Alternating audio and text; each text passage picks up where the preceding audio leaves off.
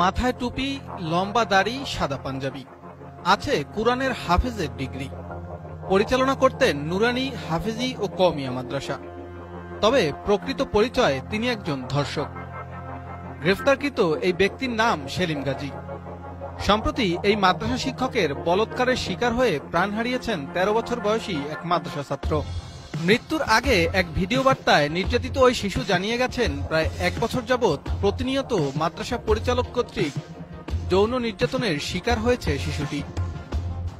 মাত্রাতিরিক্ত বায়ুপথে সঙ্গম করায় সবশেষ ক্যান্সারে আক্রান্ত হয়ে মৃত্যু হয় ওই মাদ্রাসা ছাত্রের। গত ২৫ আগস্ট ঢাকার মহাখালীতে অবস্থিত ক্যান্সার হাসপাতালে শেষ নিঃশ্বাস ত্যাগ করেন নির্যাতনের শিকার হওয়া ওই শিশু। ঘটনাটি আমাদের পটুয়াখালী জেলার বাউফল থানায়। এজাহার অনুযায়ী আমরা জানতে পারি যে বাউফল থানার বড় ডালিমা গ্রামে একটি হাফিজিয়া মাদ্রাসা আছে।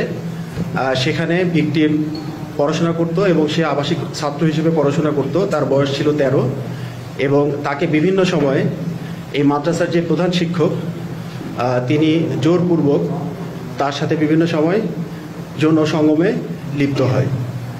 এরই পরিপ্রেক্ষিতে সে একসময় অসুস্থ হয়ে পড়ে এবং তাকে বাউফল স্বাস্থ্য কমপ্লেক্সে প্রেরণ করা হয়। সেখানে তার অবস্থার উন্নতি না হলে তাকে ঢাকায় প্রেরণ করা হয় এবং সর্বশেষে সে ঢাকা ক্যান্সার হাসপাতালে গত ২৫ তারিখে মৃত্যুবরণ করে। আমরা এই আসামিকে শনাক্ত করি এবং তাকে পিরোজপুর থেকে গতকাল রাত ২টার সময় আটক করা হয়। শিশুটির পরিবার সূত্রে জানা যায়, পটুয়াখালীর বড় ডালমিয়া মদিনাতুল উলুম হাফেজিয়া মাদ্রাসার সেকশনে ভর্তি করা হয় শিশুটিকে।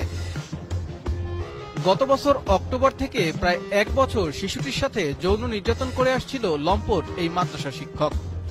এমনকি এই ঘটনা কাউকে না জানাতে শিশুটিকে নানা রকম ভয়ভীতিও দেখাতেন অভিযুক্ত শিক্ষক সেলিম গাজী। যৌন নির্যাতনের শিকার হয়ে এবছর আগস্ট মাসের ২ তারিখ অসুস্থ হয়ে পড়ে শিশুটি। পরে প্রথমে বাউফল উপজেলা স্বাস্থ্য কমপ্লেক্স, পরে ডাক্তারদের পরামর্শে ভর্তি করা হয় ঢাকা মেডিকেল কলেজ হাসপাতালে। এ সময় শিশুটির পরিবার জানতে পারেন বলৎকারের শিকার হয়ে ক্যান্সারে আক্রান্ত হয়েছে তাদের ছোট্ট শিশুটি। সবশেষ ঢাকার মহাখালীতে অবস্থিত ক্যান্সার হাসপাতালে ১২ দিন চিকিৎসাধীন থাকা অবস্থায় প্রাণ হারায় ভুক্তভোগী। আমার ভাইগনার বিচার চাই। আমার ভাইগনা যে মাদ্রাসায় পড়তো, এই মাদ্রাসার শিক্ষক সেলিম হুজুর তারে অমানসিক নির্যাতন চালাইছে, যৌন নির্যাতন। সেই নির্যাতনের কারণে আমার ভাইগনা মারা গেছে। এর বিচার চাই। নাম সেলিম গাজী হুজুর, হে একজন মাদ্রাসার শিক্ষক, আরো ২-৩ জায়গায় করছে। আর আমরা এর বিচার চাই।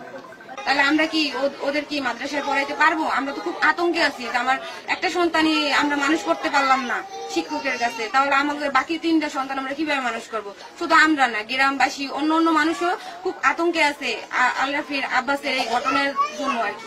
শিশু মৃত্যুর পরপরই গা ঢাকা দেন অভিযুক্ত মাদ্রাসা পরিচালক সেলিম গাজী, কিন্তু শেষ রক্ষা হলো না।